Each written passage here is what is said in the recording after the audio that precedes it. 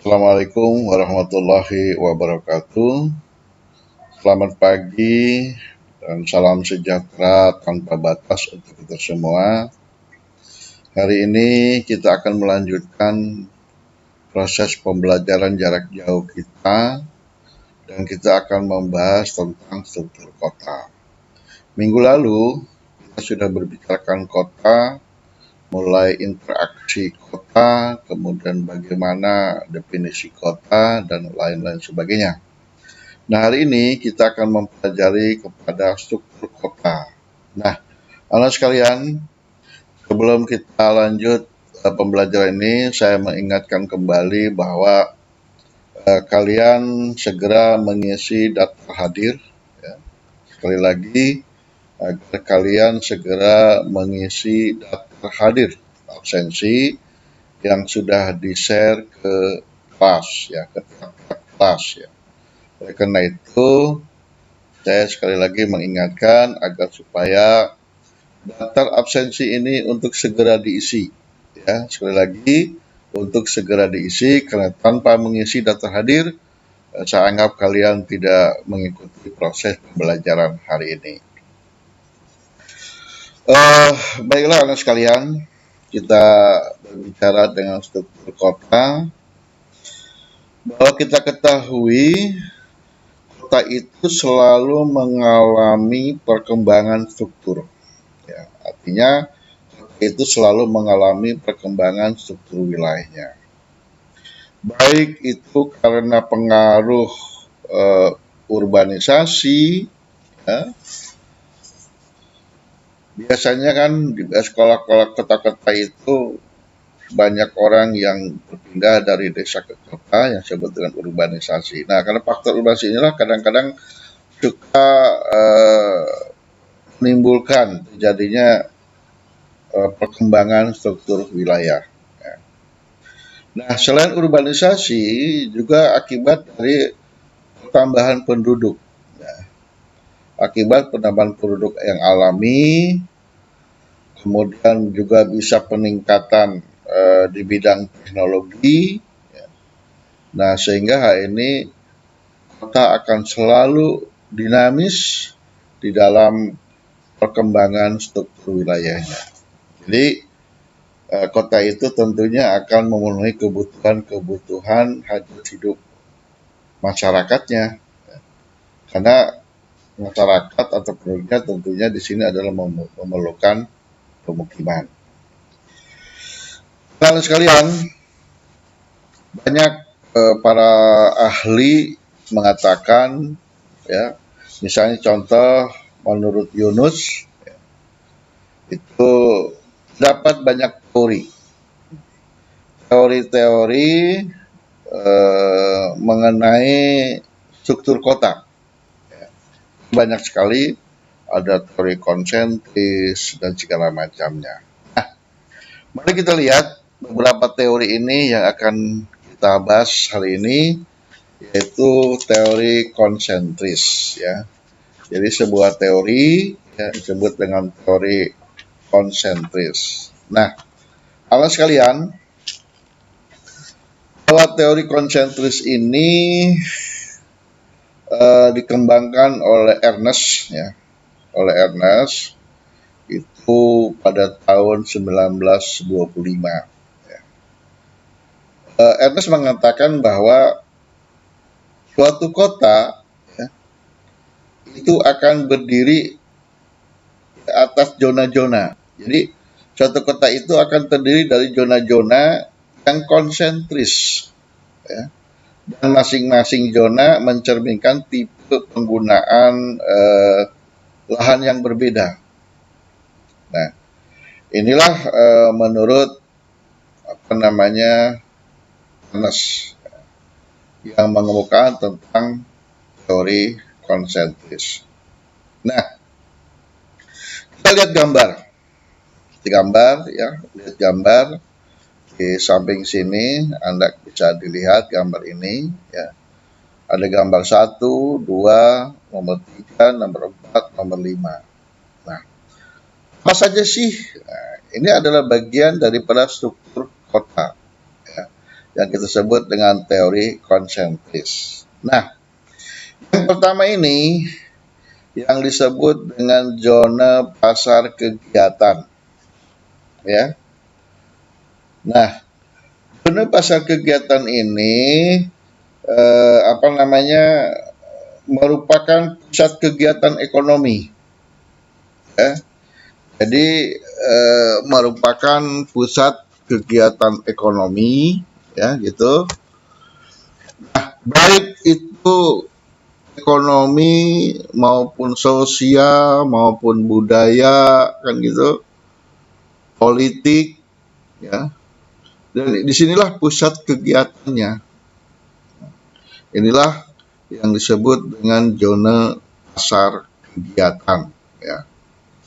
Dan biasanya di wilayah satu ini disebut dengan zona pasar kegiatan, tentunya rute-rute transportasi pastinya dari segala penjuru, ya, akan memusat pada zona pasar kegiatan ini, ya.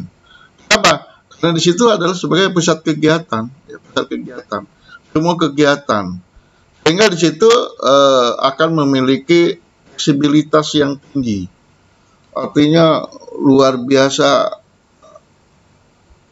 aktivitasnya, ya, aktivitas di sana, ya. Dan yang kedua ini adalah zona peralihan, ya. Jadi zona peralihan ini merupakan kawasan peralihan, ya. Merupakan kawasan peralihan yang di dalamnya atau yang di dalamnya itu terdapat industri, kantoran, pertokoan, ya. Karena itu merupakan daerah peralihan, ya, dari zona pasar kegiatan ke zona perumahan, ya. Maka di situ terdapat ada perkantoran, ada industri, ya, ada pertokoan. Nah, di zona ini, ya, di zona ini merupakan daerah yang mengalami penurunan kualitas. Saya ulang lagi, di zona ini mengalami penurunan kualitas lingkungan terutama, ya. Kenapa? Kan gitu, pertanyaan kan timbul. Kenapa? Karena di situ terdapat kawasan kumuh atau selam area, ya, selam area. Dan di situ terdapat, kemudian juga terdapat juga penampungan para pendatang baru, ya, dan penghuni sementara. Karena itu di zona ini banyak terdapat kriminalitas dan kemiskinan. Jadi memang ini daerah-daerah peralihan. Kemudian yang ketiga itu zona perumahan para pekerja. Kita lihat pada gambar, ya, pada zona perumahan para pekerja.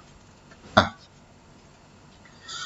zona ini paling banyak ditempati oleh perumahan pekerja-pekerja pabrik, ya.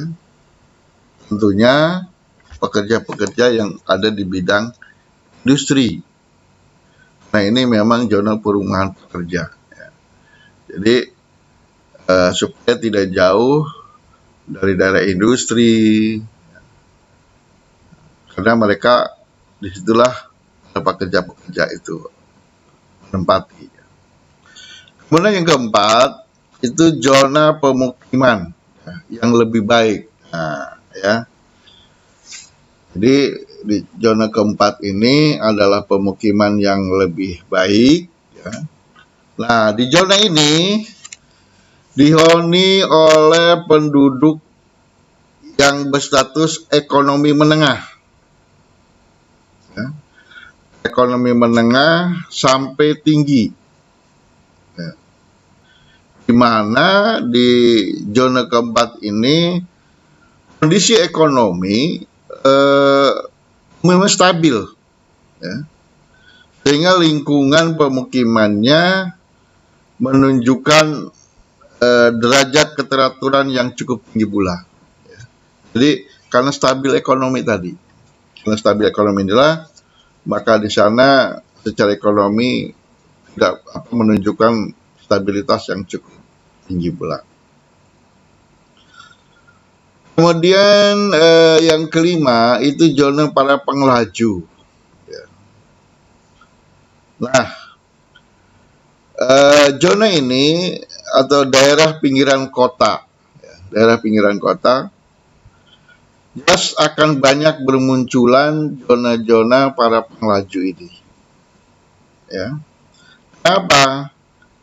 Karena daerah pinggiran kota mulai bermunculan itu tadi, ya, perkembangan pemukiman baru, kan gitu, yang berkualitas tinggi, dan mereka tinggal, ya, zona itu, gitu, dan bekerjanya di kota. Jadi zona nomor 5 ini adalah sebagai tempat tinggal, dan itu setiap hari, ya, setiap hari dari zona pengelaju, kemudian istirahat di sana, kemudian pagi harinya sampai siang mereka ke kota, mereka bekerja. Ya. Inilah yang disebut dengan teori konsentris. Ya, disebut dengan teori konsentris. Jadi timbulnya teori konsentris ini, ya, terutama di zona nomor 5 ini merupakan zona para pengelaju. Nah, di situ jadi pinggiran kota. Kalau contoh lah, kalau kita dulunya itu adalah Bekasi, ya, Bekasi, Jakarta, begitu penduduknya banyak, kemudian tidak bisa memenuhi kebutuhan pemukiman, sehingga dia lebih ke pinggir karena lebih murah, kemudian bangunlah di situ. Nah, kemudian berkembang, ya, seperti sekarang inilah Bekasi, ya. Awalnya itu adalah pengelaju, ya. Jadi pada zona yang kelima, gitu. Nah, kemudian berikutnya dari teori konsentris, sekarang kita kembali ke teori sektor. Ya. Lihat kalian gambar dulu, ya. Kalian gambar dulu ini, ya, biar tidak menghalangi. Oke. Ya. Kalian gambar. Nomor 1, nomor 2, nomor 3 ini bisa kamu lihat, ya, nomor 4 dan nomor 5. Jadi ada 5 zona juga. Sama di teori konsentris juga ada 5 zona. Di teori sektor juga ada 5 zona. Ya. Nah, yang pertama ini adalah zona pusat. Artinya pusat daerah kegiatan. Ya. Dan teori sektor ini, ya, kalau tadi teori konsentris dikembangkan oleh Ernest, kan gitu, maka teori sektor ini dikembangkan oleh Homer Hobbes, ya, ya. Itu pada tahun 1939 kalau nggak salah, ya, 1939. Nah, teman sekalian, model sektor ini merupakan hasil penelitian mengenai pola-pola sewa rumah tinggal, ya. Jadi ini hasil penelitian, ya, mengenai pola-pola sewa rumah tinggal, ya. Artinya kontrakan-kontrakan lah kalau di kita, ya. Nah, kemudian Hobbes itu mengatakan ternyata pola sewa tempat tinggal di kota-kota yang di Amerika itu, meneliti di Amerika, cenderung bentuk sebagai pola sektor-sektor, gitu, ya, bentuk akibat pola sektor-sektor. Bukan karena zona konsentris, arti pemusatan, tapi ini terbentuk karena sektor-sektor. Makalah seperti lihat pada gambar ini, ya, itu berbeda dengan konsentris gitu. Pusat. Kalau ini enggak. Ya, contoh nomor satu ya, nomor satu itu disebut dengan zona pusat kegiatan, ya, untuk nomor satu ini. Ya. Nah, di zona kegiatan ini adalah merupakan pusatnya, pusat-pusat kegiatan, gitu. Kemudian pusat kegiatan ini dikelilingi atau dilapisi ya jaringan luarnya itu dengan zona atau nama istilahnya itu zona yang terdapat di sini ada grosir-grosir dan manufaktur. Ya. Kalau ini pusat kegiatan yang nomor satu, kedua ini adalah zona di mana terdapat grosir dan manufaktur. Ya. Artinya tempat-tempat bisnis kan gitu. Kemudian yang ketiga, nah ini yang ketiga, kalian bisa lihat yang ketiga itu zona pemukiman. Ya. Kalau yang tadi di konsentris ini adalah para pekerja, gitu. Ternyata di sini bukan para pekerja aja. Daerah-daerah yang pemukiman kelas rendah. Berarti yang pendapatannya ya kecil lah, pendapatan kecil. Ya. Tentunya pusat-pusat ini ya, karena mereka bekerja di zona 2 ini. Ya. Mereka bekerja di zona 2 dan zona 1. Ya. Ini zona 3. Kemudian yang zona 4, nah ini juga zona pemukiman, tapi ini lebih yang berpenghasilan ya naik, artinya menengah ya. Lebih berpenghasilan menengah ini. Artinya secara ekonomi dia sudah mulai stabil. Nah, barulah yang kelima ini adalah zona pemukiman kelas tinggi. Ya. Zona pemukiman kelas tinggi. Ya. Jadi apa namanya? Ini adalah dari sektor. Jadi dilihat ternyata membentuk sektor-sektor gitu. Berbeda dengan teori konsentris yang sudah tadi kita pelajari. Ya. Sekalian, itu dua teori konsentris, kemudian juga teori sektor, kan gitu ya.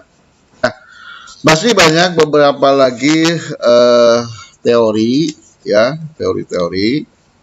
Dan anak sekalian, tadi saya katakan di prolog bahwa perkembangan wilayah kota itu bisa atau namanya pengaruh karena adanya urbanisasi. Selain urbanisasi juga pertumbuhan penduduk yang alami. Ya. Nah, berbicara urbanisasi ya, apa sih urbanisasi itu? Ini pertanyaan kan. Urbanisasi itu perpindahan penduduk dari desa ke kota. Ya. Ingat di sesi-sesi sebelumnya interaksi antara desa dengan kota. Karena hubungan jalan transportasi sudah lancar, sehingga dampak bagi kota adalah timbulnya urbanisasi. Ya. Nah, urbanisasi ini jadi ya, karena faktor ada daya penariknya, ya. Jadi ada daya penarik, juga ada daya pendorongnya. Dan orang tidak mungkin pindah begitu saja kalau tidak ada sesuatu. Ya. Apa gitu faktornya? Yang pertama adalah kemajuan teknologi. Kemajuan teknologi berkembang sehingga sekarang ini karena perkembangan teknologi yang begitu pesat, baik itu media maupun yang lain, sehingga informasi itu akan lebih cepat kita peroleh. Ya. Nah, ditambah lagi karena kemajuan teknologi, alat transportasi pun sekarang sudah tidak jadul lagi, sehingga lebih mudah lagi. Sehingga antara desa ke kota itu lebih cepat jalanannya, kan gitu. Kemudian juga selain itu karena pendapatan sektor industri. Nah, pendapatan sektor industri ini mendorong para petani untuk beralih profesi gitu. Ya, beralih profesi. Sehingga dia meninggalkan profesi sebagai dari sektor pertanian. Nah, ini sebagai dampak ya. Sehingga orang berpikir, wah lebih enak kerja di sana, di kota, kalau di pertanian, di daerah ini hasil segini, belum dengan hama, kemudian dengan lain sebagainya. Sehingga orang dorong ke sana, maka terjadilah pindahan penduduk. Kota dia mengadu nasib. Ya. Nah, ini faktor utama. Faktor kedua, karena kota merupakan daerah yang banyak mengembangkan sektor industri. Jadi memang di kota-kota itu industri lebih banyak. Ya. Nah, tentunya karena industri lebih banyak, maka sudah barang tentu akan memerlukan tenaga kerja. Memerlukan tenaga kerja yang banyak. Sedangkan tenaga kerja yang banyak ada di mana? Ya di desa. Ya. Nah, makanya orang berbondong-bondong dengan istilahnya, wah di sana enak, di kota ini enak, kan gitu. Dan mereka tergiur, maka berdatanglah ke kota. Karena mereka istilahnya ingin mengadu nasib. Kemudian faktor yang ketiga, sarana dan prasarana. Sarana dan prasarana itu banyak di kota. Baik itu kesehatan, baik itu pendidikan, baik itu komunikasi, baik itu transportasi. Semuanya memadai di kota. Nah, inilah yang memungkinkan menjadikan warga desa yang ingin melanjutkan pendidikan pasti berbondong-bondong ke kota. Ya. Kemudian ingin mengecek kesehatan lebih baik, ya. Kemudian juga mudahnya transportasi sekarang ini, sehingga menimbulkan orang lebih banyak ke kota. Ya. Inilah faktor urbanisasi, ya. Jadi banyak itulah. Ya. Nah, perkembangan seperti itulah, ya, maka di kota penduduknya menjadi banyak. Apalagi kalau mereka menjadi warga kota. Ya. Jakarta ini penduduk aslinya tidak sebanyak yang sekarang ini. Di Jakarta itu terdiri dari berbagai macam suku bangsa, dan mereka adalah perantau semua. Itulah urban semua. Dan penduduk asli sini ada orang Betawi. Selain itu ya urban, ya termasuk saya, termasuk mungkin kalian yang bukan orang Betawi, urban. Ya. Nah ini kenapa? Karena kita waktu itu melakukan urbanisasi, perpindahan. Atau kita sebut juga migrasi. perpindahan penduduk. Nah itulah yang menyebabkan urbanisasi. Apa sih dampaknya? Dampak dari perkembangan kota itu terhadap masyarakat desa. Ya. Artinya dampak perkembangan desa dan kota terhadap masyarakat desa. Tentunya banyak dampaknya. Pertama, pengetahuan masyarakatnya menjadi meningkat. Ya. Pengetahuan masyarakatnya menjadi meningkat. Kenapa? Karena sekarang sudah di era teknologi, transportasi sudah lancar, maka di desa pun dikembangkan, banyak dibangun sekolah-sekolah di desa. Ya. SD, kita kenal dulu ada SD Impres, instruksi presiden. Listrik sudah masuk desa. Ya. Sehingga secara otomatis, maka penduduknya pengetahuannya bertambah. Dan dia bertambah, maka akan meningkatkan SDM nanti. Selain itu juga, pemerintah sekarang ini kan menyebarkan guru-guru ke desa-desa. Sudah banyak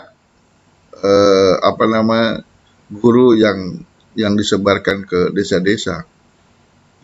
Termasuk juga dokter, banyak itu. Nah bagi desa ini luar biasa. Ya. Dari segi kesehatan dia akan meningkat. Mungkin dulu kalau melahirkan dengan dukun bayi, tapi sekarang sudah disebarkan dokter ke desa-desa. Mereka sudah tergantungan pada dukun bayi berkurang, atau berobat juga pada dukun-dukun sudah mulai berkurang. Karena ada puskesmas di sana. Ya. Walaupun tidak sebanyak seperti di kota, ya. Baik jumlahnya maupun fasilitasnya. Kemudian juga adanya perluasan jalur jalan desa kota itu ditingkatkan sarana prasarana transportasinya sehingga memungkinkan menambah jumlah kendaraan, ya. Baik roda 4 maupun roda 2. Dan itu bisa menjangkau daerah pedesaan. Berarti kan desa terbuka.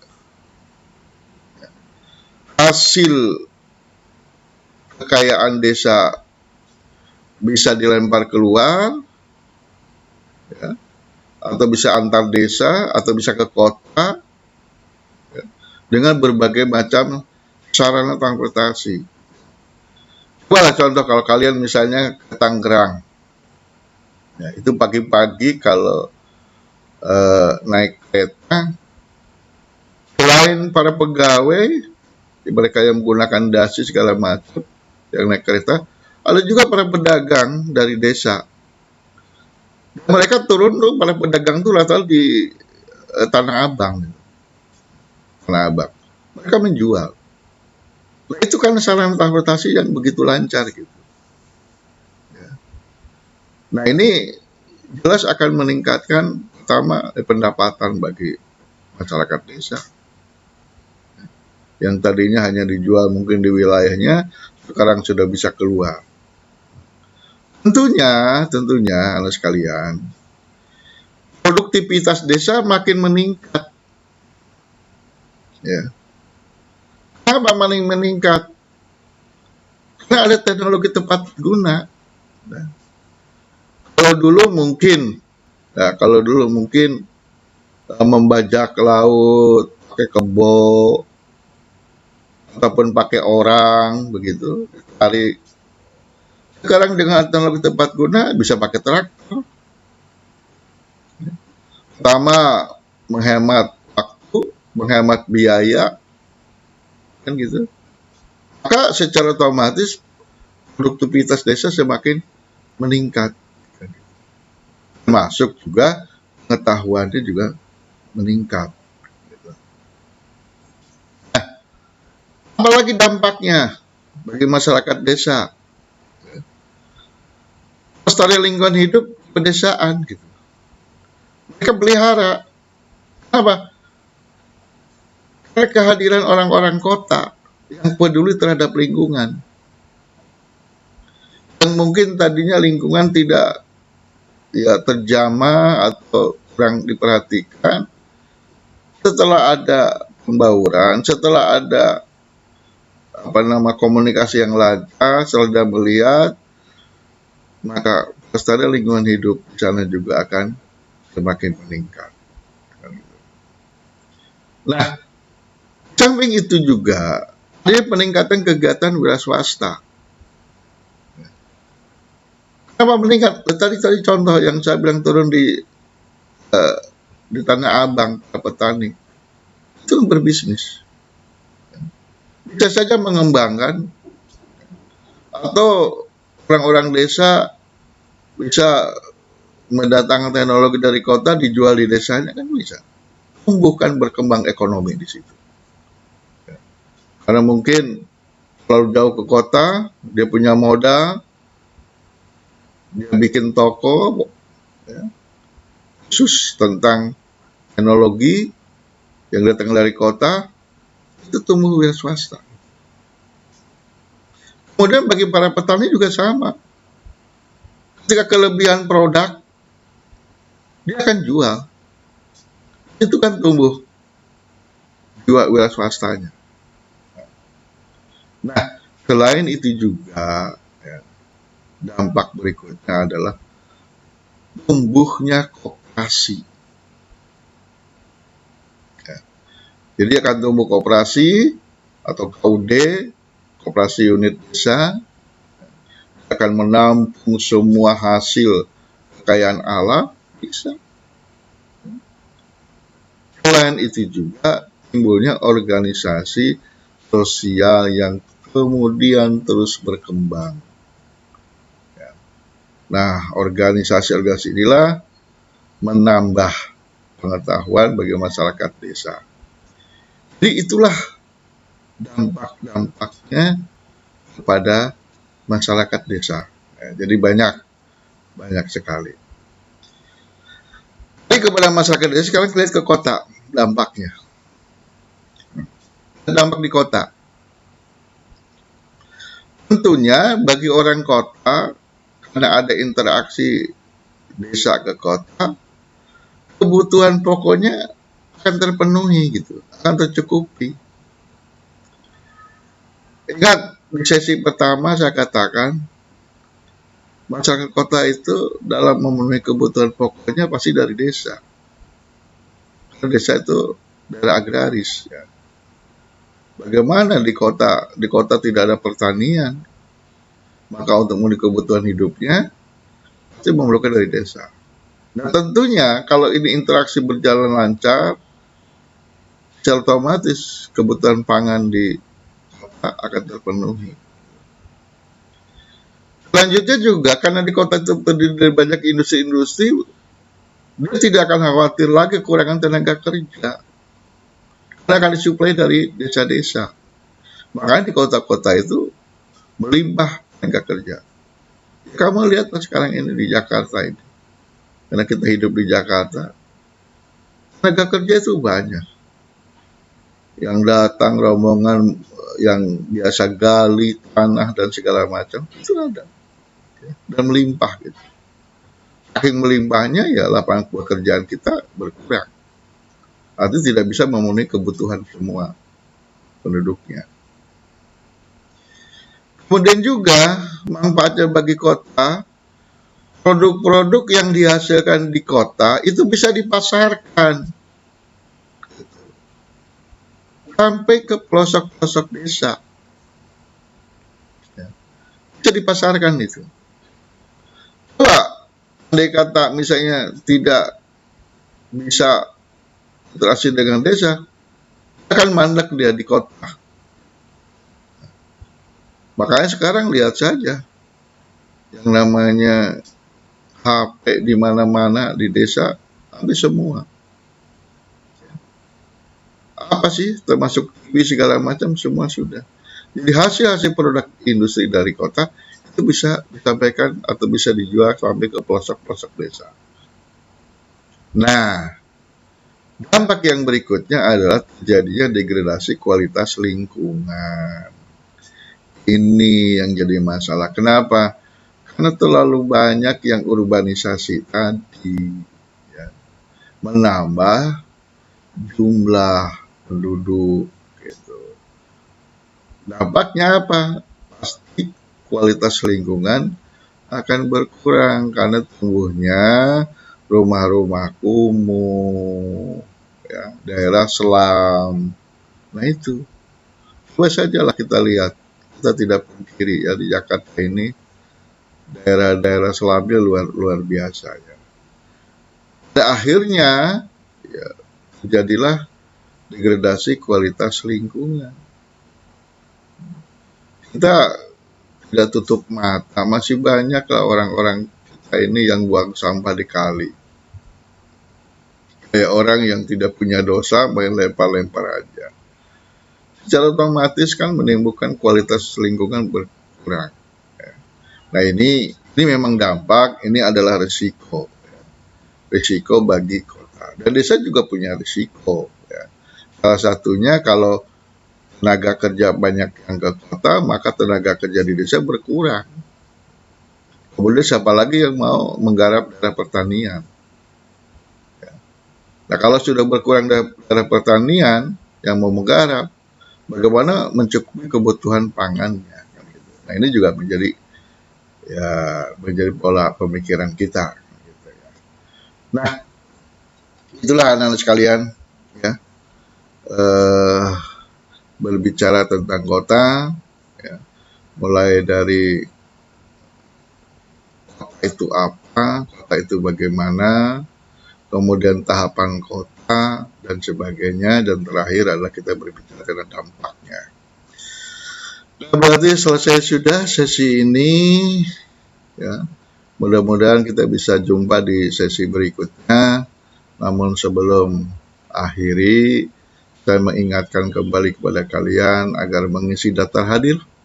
Ya, saya tidak akan bosan-bosan kepada kalian agar supaya kalian segera mengisi daftar hadir. Jangan sampai telat. Daftar hadir ditutup sampai dengan jam 11. Ya. Saya tidak mau lagi dengar yang telat dan macam-macam lah. Gitu. Kemudian pesan saya yang kedua, jagalah kesehatan di masa pandemik ini. Kesehatan harus tetap kita jaga dan merasa kita sekarang ini di masa new normal, aktivitas seperti sedia kala tidak seperti itu, tetapi tetap kita jaga kesehatan. Jangan bosan-bosan mencuci tangan dan habis berbagai macam kegiatan. Ya. Kemudian juga ketika berpergian jangan lupa menggunakan masker, ya, karena itu penting bagi kesehatan kita. Sayangilah keluarga kalian, terutama ibu bapak kalian, ya, yang mungkin daya tahan tubuhnya tidak sekuat kalian. Karena itu tolong jaga, ya, sayangi mereka dengan cara apa? Jaga perilaku kita, standar kesehatan kita gunakan. Inilah kita sampaikan, dan dalam pertemuan ini saya akhiri. Wassalamualaikum warahmatullahi wabarakatuh.